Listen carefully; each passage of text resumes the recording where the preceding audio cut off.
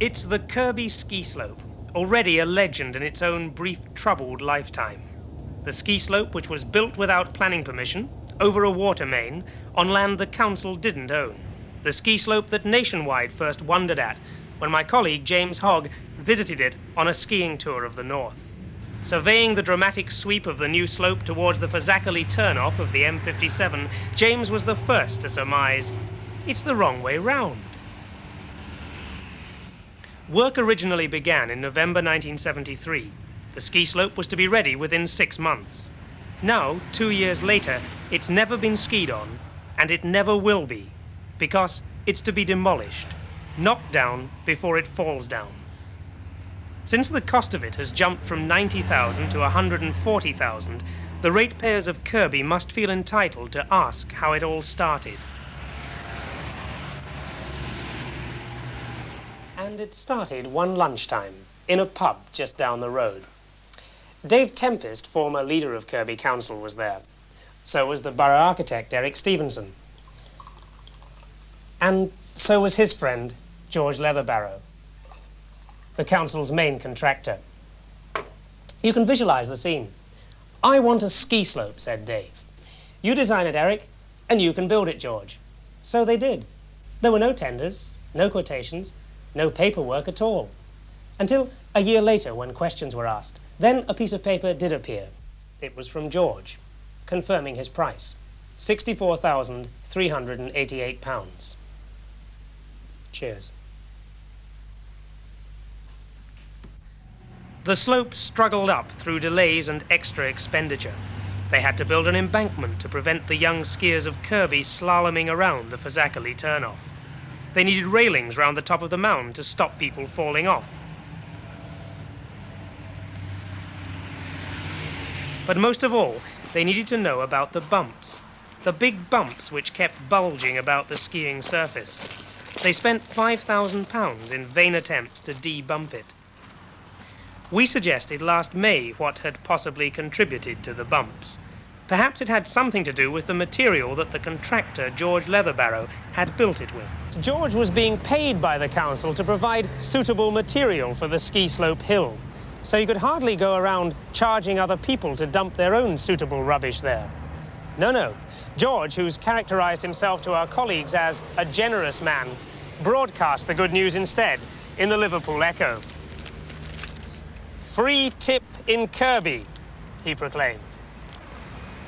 And they came in their hundreds, according to local lorry operator Alf Seddon. He dumped a couple of loads himself before he found his lorries wouldn't operate anymore up the steep sides of the rapidly growing mountain.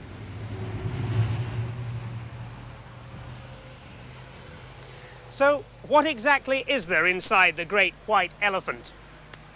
Mr. Stevenson told us that the suitable material he had specified was to be rock and rock sand pieces, and indeed there is some. Up to about there, I should think.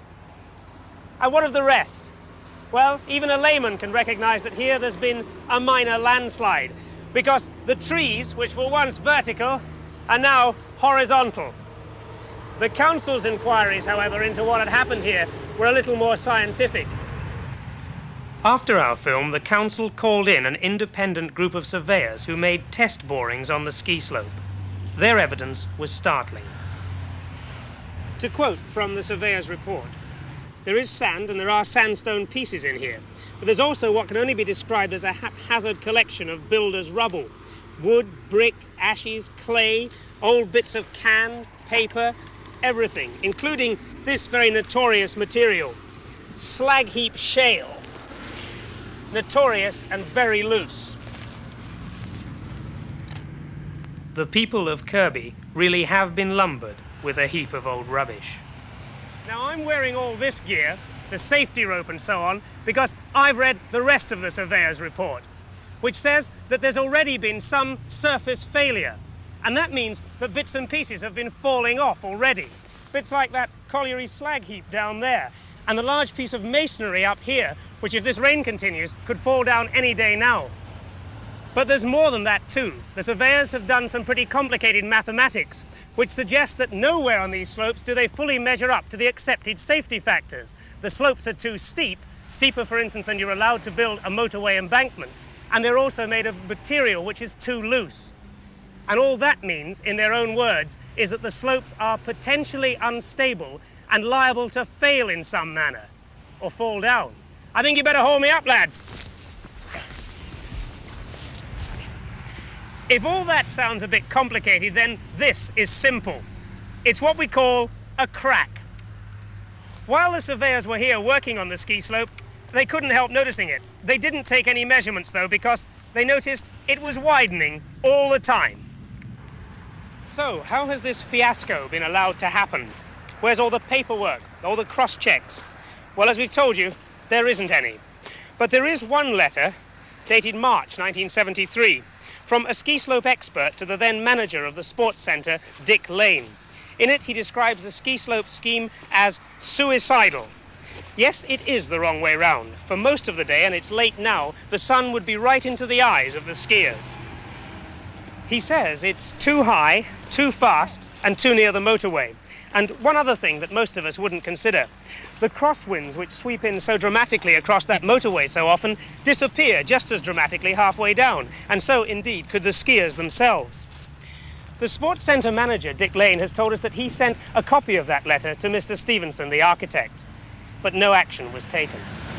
The people of Kirkby might have been saved a £140,000 bill for an amenity they never asked for, never wanted.